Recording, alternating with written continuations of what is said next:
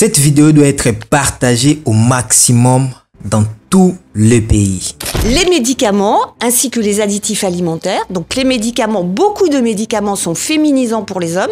Aujourd'hui, nous avons des lesbiennes, des homosexuels et vous allez connaître la cause de tout ça dans cette vidéo. Et qui vont à la fois féminiser les hommes, hyper féminiser les femmes. Les femmes enceintes, ne prenez pas de paracétamol, ne prenez pas de doliprane et surtout si vous avez un garçon dans le ventre, vous risquez que cet enfant-là puisse devenir ce qu'on appelle aujourd'hui homosexuel. Il y a des perturbateurs hormonaux qui favorisent ces changements, si je peux dire.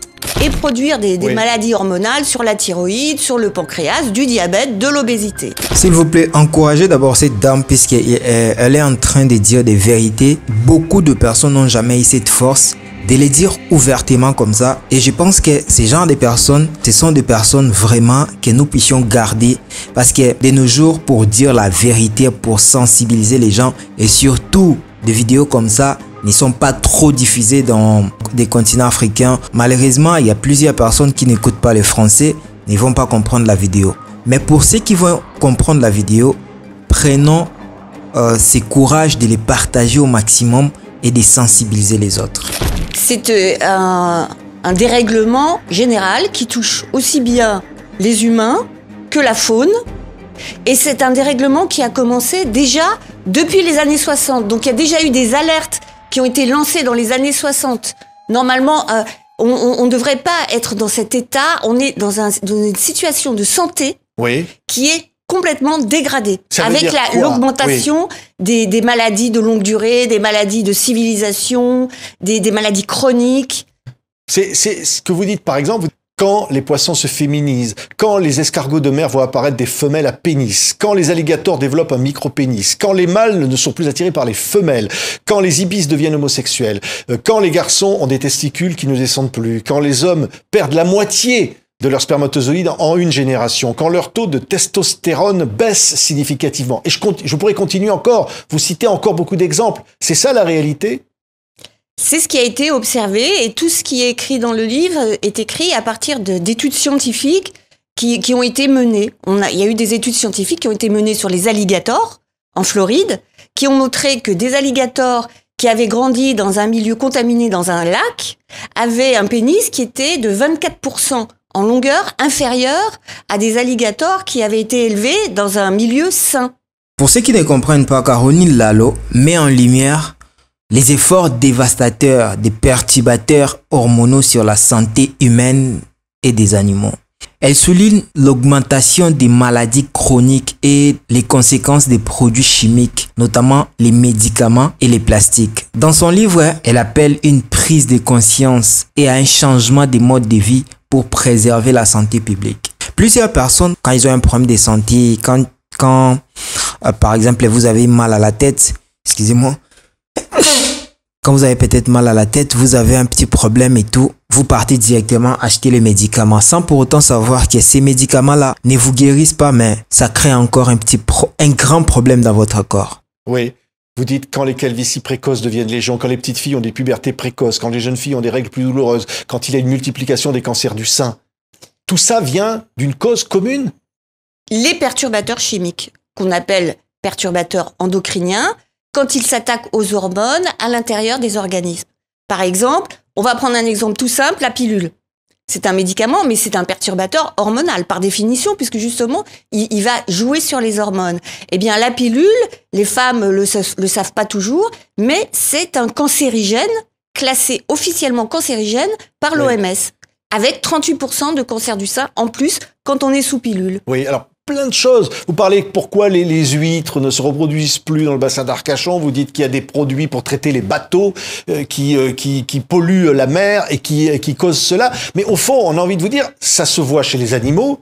Et aujourd'hui, vous dites, ça se voit chez les êtres humains. Moi, j'ai l'habitude d'utiliser des épices et des fruits. Et je conseillerais d'ailleurs à beaucoup de gens d'utiliser puisque vous devez savoir que la santé aujourd'hui n'a pas de la valeur aux yeux des docteurs ou encore des chercheurs. On va continuer. Les poissons, on a vu que les poissons mâles commençaient à porter des œufs.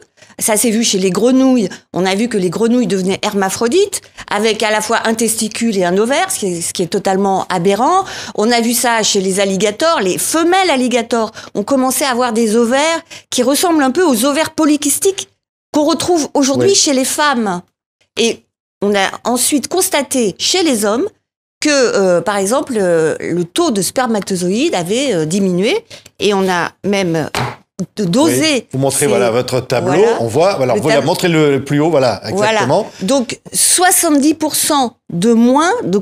Elle explique que non, les chercheurs, ils ont déjà testé en fait tous ces médicaments que nous voyons, et cette dame est en train de vulgariser, de montrer les dangers d'utiliser des produits que nous disons peut-être que non, ces produits va favoriser peut-être la bonne santé dans mon corps, va favoriser peut-être que non, je puisse bien faire ceci ou cela, va me donner ceci ou c'est... Ça énerve. Spermatozoïdes en 3 générations. Oui, donc cancer du sein, de la prostate qui explose, des couples qui ont du mal à procréer, les obèses qui se multiplient, dites-vous, le nombre de diabétiques, l'autisme qui se développe, tout ça est lié. Alors concrètement, Corinne Lalo, qu'est-ce qui amène cette véritable catastrophe sanitaire? Quels sont les produits qui sont en cause?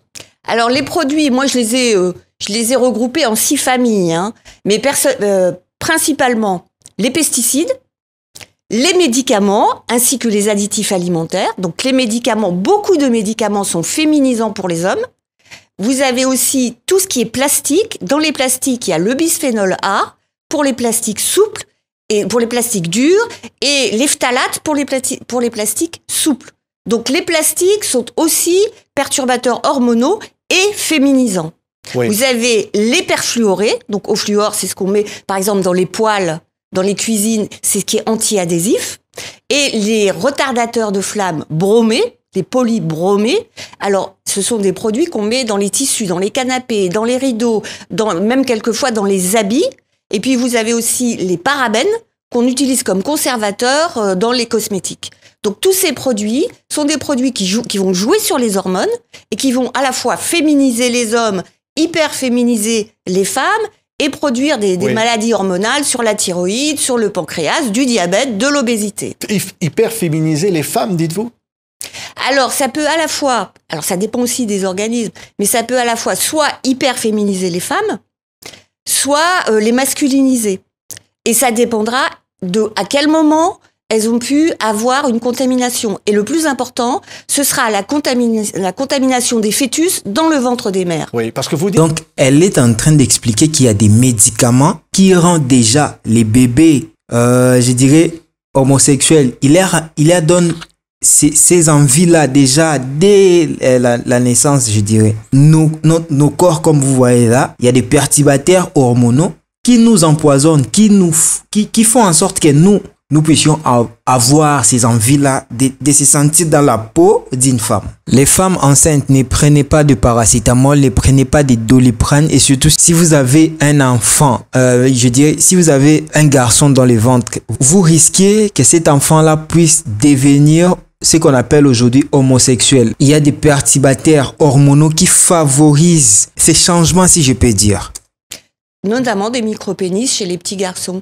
Et la période du fœtus est fondamentale. C'est là que tout se passe. C'est pour ça que les femmes qui portent un enfant doivent être averties qu'elles ne doivent prendre aucun médicament, y compris des médicaments qui peuvent paraître anodins, mais surtout ceux-là. Par exemple, du paracétamol, à savoir du Doliprane. Le paracétamol, il a été prouvé que le paracétamol féminise les petits garçons lorsque la maman en prend quand elle est enceinte du petit garçon. Et les femmes françaises sont 70% à prendre du paracétamol quand elles sont enceintes, alors que par exemple les Danoises ont été mises au courant qu'elles ne doivent pas le faire, donc elles ne le font pas. C'est un véritable scandale. Vous avez écouté, les paracétamol féminisent l'enfant. Déjà, même dans le ventre de sa mère. Faites attention. Surtout dans nos pays, hein. En Afrique, c'est beaucoup plus facile. Une jeune dame, peut-être qu'elle est comme ça, elle ne se renseigne pas, elle ne sait pas ce qui se passe. Et elle s'est dit, bon, j'ai peut-être mal à la tête. Je vais prendre peut-être un petit paracétamol et tout. Et du coup, elle ne sait pas qu'elle est en train de vendre son enfant. On ne sait pas ce qu'ils sont en train de mettre là-dedans. 60% des Françaises, des femmes françaises qui ne savent pas qu'ils doivent consommer ou encore boire les médicaments que je cite, paracétamol ou encore doliprane, qui peut faire en sorte que votre enfant puisse devenir directement homosexuel déjà dès le ventre de sa mère. Donc il y a des perturbateurs hormonaux. C'est pour cela nous attendons, il y a des hommes qui se disent je ne me sens pas dans ma peau, je ne suis pas dans ma peau, je vais être dans ma peau. Donc c'est ça en fait. Il y a quand même les Danois, donc les habitants du Danemark qui sont bien informés, donc voilà. Vous nous révélez là, parce qu'au fond, on devrait être informé de ces situations-là. Pourquoi on ne l'est pas? Il y a un manque d'information parce que pourquoi en France on n'informe pas les femmes enceintes alors qu'au Danemark ils le font? C'est très inquiétant. Parce que justement, c'est au moment de la grossesse que tout se joue, parce que vous fabriquez dans le ventre de la mère des maladies qui se développeront à l'âge adulte. Donc c'est ce qu'on appelle les maladies d'origine fétale. C'est-à-dire que si votre maman, à un moment crucial de la grossesse, au moment par exemple où se fait la différenciation sexuelle, dans le ventre de la mère, si à ce moment-là, elle est imprégnée de produits chimiques, la différenciation sexuelle se fera pas de la même façon. Oui, dérèglement hormonal, vous dites, obésité, dépression, diabète. Diabète. Oui. L'obésité et le diabète a explosé. A priori, on ne relie pas le diabète avec les perturbateurs endocriniens, les perturbateurs hormonaux. Et pourtant, oui, c'est bien lié, et on peut même fabriquer une souris diabétique ou une souris obèse en lui inoculant des produits chimiques qui sont des perturbateurs hormonaux. Oui, cette situation que vous décrivez, derrière il y a des intérêts économiques. Parce qu'au fond, vous racontez comment l'agriculture utilise des produits chimiques pour améliorer la rentabilité. Tout ça, finalement, c'est l'économique qui triomphe sur la... Il y a des médicaments qui favorisent des maladies qui va se développer petit à petit à l'âge adulte et facilement. Il y a des maladies comme les cancers, il y a des maladies comme, on peut parler même de VIH-Sida, on peut parler il y a plusieurs maladies elle est en train de citer. L'obésité, diabète. L'obésité, diabète. Je pense que si on parle de pays comme la France, je dirais il y a plus ou moins 70 à 80% des femmes ou encore des hommes qui souffrent d'obésité, encore de diabète. Si on parle de la Tunisie, il y a presque, je crois, 75%. Si on parle de la RDC, c'est un peu moins, mais je crois entre 50 ou 60%. Donc, dans le monde, déjà, si on parle de pays encore en Amérique, donc il y en a encore plein. Donc, vous devez savoir, vous devez mettre aujourd'hui dans votre tête que des médicaments que vous buvez, surtout des médicaments, je dirais des médicaments comme des vitamines, encore B4, B5, B6, où vous disiez que non, je suis en bonne santé, je bois ces médicaments pour que je puisse devenir grosse, encore si je peux dire les termes, permettez-moi.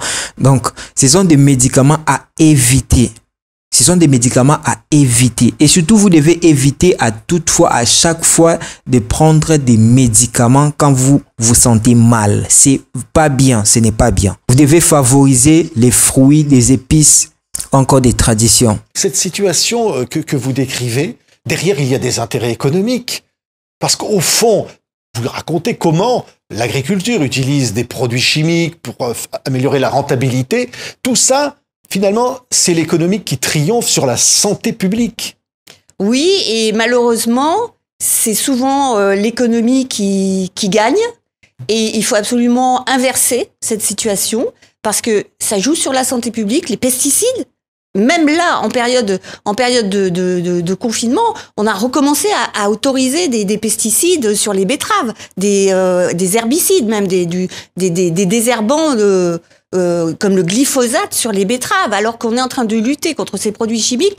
D'un autre côté, on les réintroduit à travers l'agriculture et à travers les additifs alimentaires avec les produits alimentaires ultra transformés. Donc il faut vraiment prendre conscience qu'il faut une révolution si on veut pas aller vers une disparition des espèces. Parce que les insectes ont déjà énormément disparu, les oiseaux, il y a beaucoup, certains batraciens, beaucoup de batraciens disparaissent, et on dit « Oh, c'est la faute à pas de chance ». Non, c'est la faute à beaucoup de produits chimiques qui sont déversés dans la nature et qui agissent de façon chronique, non pas aiguë pour tuer les grenouilles, mais chronique en les empêchant de se reproduire normalement. Oui, le vaccin anti-Covid, évidemment, on parle du bénéfice-risque, on dit effectivement le Covid tue tous les jours. Vous dites aussi que le vaccin est un perturbateur hormonal. Le vaccin anti-Covid de Pfizer ou Moderna, selon les textes même fournis par les laboratoires aux agences régulatrices comme l'EMA, l'Agence du médicament européenne, ils disent eux-mêmes que normalement, la protéine spike qui est produite à partir du vaccin par le corps lui-même, normalement, elle doit plus ou moins rester à l'endroit de l'injection du vaccin. Mais en fait, on la retrouve partout dans les organes. On la retrouve dans le cerveau et on la retrouve dans le foie. On les retrouve également, et c'est là où il y a un effet hormonal, dans les ovaires et dans les testicules. Et dans les ovaires, ça a un effet délétère sur la formation des follicules et des ovules. Donc il serait dangereux de vacciner les enfants, selon vous, Corinne Lalo ? De toute façon, on est toujours dans un produit qui est expérimental. C'est un produit qui est en phase d'essai clinique. Donc, en matière d'essai clinique, il faut être très très prudent. Les essais cliniques ne seront finis qu'en 2023. Donc, il faut une extrême prudence avec un produit qui est expérimental. On n'utilise pas dans une vaccination de masse un produit qui est expérimental. Ça n'a jamais été fait. C'est aberrant. Oui. Vous dites, au-delà de tout cela, qu'est-ce qu'il faudrait faire ? On peut changer son mode de vie ? Ne plus prendre de médicaments quotidiens, se nourrir de produits. Cette situation que vous décrivez, derrière, il y a des intérêts économiques. Parce qu'au fond, vous racontez comment l'agriculture utilise des produits chimiques pour améliorer la rentabilité. Tout ça, finalement, c'est l'économique qui triomphe sur la santé publique. Oui, et malheureusement, c'est souvent l'économie qui gagne. Et il faut absolument inverser cette situation parce que ça joue sur la santé publique, les pesticides. Même là, en période de confinement, on a recommencé à autoriser des pesticides sur les betteraves, des herbicides, même des désherbants comme le glyphosate sur les betteraves, alors qu'on est en train de lutter contre ces produits chimiques. D'un autre côté, on les réintroduit à travers l'agriculture et à travers les additifs alimentaires avec les produits alimentaires ultra transformés. Donc il faut vraiment prendre conscience qu'il faut une révolution si on veut pas aller vers une disparition des espèces. Parce que les insectes ont déjà énormément disparu, les oiseaux, il y a beaucoup, certains batraciens, beaucoup de batraciens disparaissent, et on dit « Oh, c'est la faute à pas de chance ». Non, c'est la faute à beaucoup de produits chimiques qui sont déversés dans la nature et qui agissent de façon chronique, non pas aiguë, pour tuer les grenouilles, mais chronique en les empêchant de se reproduire normalement. Oui, le vaccin anti-Covid, évidemment, on parle du bénéfice-risque, on dit effectivement le Covid tue tous les jours. Vous dites aussi que le vaccin est un perturbateur hormonal.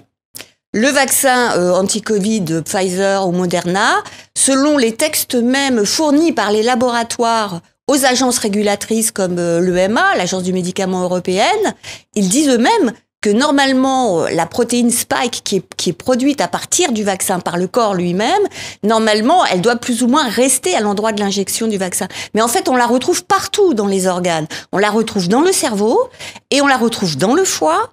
On les retrouve également, et c'est là où il y a un effet hormonal, dans les ovaires et dans les testicules. Et dans les ovaires, ça a un effet délétère sur la formation des follicules et des ovules. Donc il serait dangereux de vacciner les enfants, selon vous, Corinne Lalo ? De toute façon, on est toujours dans un produit qui est expérimental. C'est un produit qui est en phase d'essai clinique. Donc, en matière d'essai clinique, il faut être très très prudent. Les essais cliniques ne seront finis qu'en 2023. Donc, il faut une extrême prudence avec un produit qui est expérimental. On n'utilise pas dans une vaccination de masse un produit qui est expérimental. Ça n'a jamais été fait. C'est aberrant. Oui. Vous dites, au-delà de tout cela, Qu'est-ce qu'il faudrait faire? On peut changer son mode de vie, ne plus prendre de médicaments quotidiens, se nourrir de produits exclusivement vérifiés. C'est très compliqué finalement. Oui. Alors, avant d'en venir à cette question, je voudrais rajouter sur la question du Covid, il y a une étude au Danemark qui a montré que plus vous êtes contaminé avec des perfluorés, donc des perfluorés, c'est ce qu'il y a dans les poêles par exemple, eh bien, plus vous êtes contaminé avec ces produits-là, plus vous faites des Covid graves. Vous voyez? Donc, le système hormonal a aussi un lien avec le système immunitaire.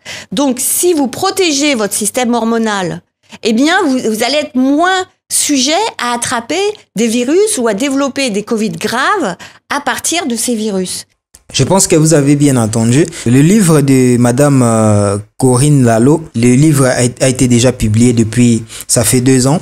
Donc c'est possible que vous puissiez acquérir les livres. Moi d'ailleurs, je vais acheter les livres parce que je crois que c'est important de sensibiliser les gens. Je pense que les livres vont me permettre de vous sensibiliser. Ce n'est pas seulement pour moi-même parce que plusieurs personnes n'ont pas peut-être le moyen. Surtout, nous en Afrique, on n'a pas ces moyens-là d'acheter des livres pour lire et tout. C'est déjà pas vraiment notre système, mais je vais faire cet effort et rappelez-moi, mais pour moi-même aussi c'est important. Déjà, la dame nous montre que non, il faut éviter au maximum des produits chimiques. Des produits chimiques, c'est quoi? Quand on parle des produits chimiques, vous devez savoir que tout ce qui se vend dans des boutiques, ce sont des produits chimiques. Alors tout ce qui est comme légumes, vous devez consommer. Il y a des poissons, vous devez consommer et surtout des choses fraîches. Dans un continent comme l'Afrique, un continent bel et bien béni, je ne sais pas pourquoi nous consommons à tout moment des produits chimiques. C'est important de favoriser aujourd'hui les légumes, les riz, les haricots, les épices, les fruits. À la place de prendre des jus, prenez des fruits. À la place de prendre des médicaments, favorisez des épices ou encore des fruits ou encore des légumes ou encore des médicaments traditionnels. C'est important. C'est ce que cette dame est en train de dire en premier lieu. Évitons des produits chimiques pour nos santé. Et même les médicaments que nous disions peut-être que non, le médicament va me sauver, va me donner ceci, va me donner cela. C'est pas vraiment je dirais, même des enfants autistes aujourd'hui, ou encore des gens qui souffrent de cancer. La cause, c'est quoi? Ce sont des médicaments. Ce sont des produits chimiques. Qu'est-ce que c'est qu'un Covid ou quelqu'un qui est malade qui se trouve en réanimation? C'est pas juste un virus. C'est surtout un hôte, la personne qui va recevoir un virus, et comment le système hormonal et le système immunitaire, conjointement avec le système nerveux, vont négocier ce virus, comment ils vont l'intégrer et comment ils vont faire en sorte que l'organisme ne tombe pas malade. Et si votre organisme est sain, eh bien, le virus n'a aucun poids sur vous. C'est pour ça que 99,9% des gens ne font pas de Covid grave. Je pense que cette dame, elle a déjà tout dit. Si vous comprenez en fait ce qu'elle est en train de dire, vous allez voir que la Covid ou encore des maladies qui touchent beaucoup plus les Blancs n'arrivent pas trop à toucher les Africains. Pourquoi? Parce que nous, en Afrique, déjà, on a des hormones puissantes, si je peux dire, donc qui favorisent vraiment la force. Je pense que je vous laisse suivre la fin et puis on va continuer à la prochaine. S'il vous plaît, partagez cette vidéo au maximum et on se voit à la prochaine. C'était Tout fait s'actu. Nous vous informons chaque jour. Qu'est-ce que c'est qu'un Covid ou quelqu'un qui est malade qui se trouve en réanimation? C'est pas juste un virus. C'est surtout un hôte, la personne qui va recevoir un virus, et comment le système hormonal et le système immunitaire, conjointement avec le système nerveux, vont négocier ce virus, comment ils vont l'intégrer et comment ils vont faire en sorte que l'organisme ne tombe pas malade. Et si votre organisme est sain, eh bien, le virus n'a aucun poids sur vous. C'est pour ça que 99,9% des gens ne font pas de Covid grave. C'est une maladie qui ne touche pas la grande majorité des gens.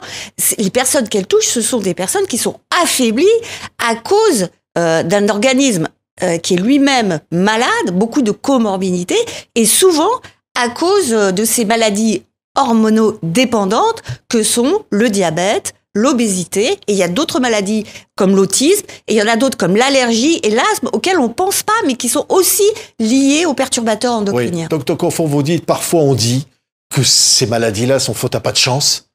C'est un peu ce qu'on dit parfois. On dit à la naissance, on est comme ça. Mais vous dites, vous, il y a véritablement une origine externe. Vous prenez dans votre livre la comparaison d'un bocal avec des poissons à l'intérieur, et qui décrit bien finalement ce que vous dites. Oui, c'est-à-dire que quand le poisson devient malade, ça sert à rien d'aller lui donner des médicaments. Ça sert à rien de dire « Ah ben on va vacciner le poisson ». Non, il faut changer l'eau et lui redonner une eau saine, non contaminée, qui va lui permettre d'avoir une bonne santé naturellement. Merci. C'est possible. Merci. C'est possible. Oui. Et il faut le savoir que c'est possible. Simplement,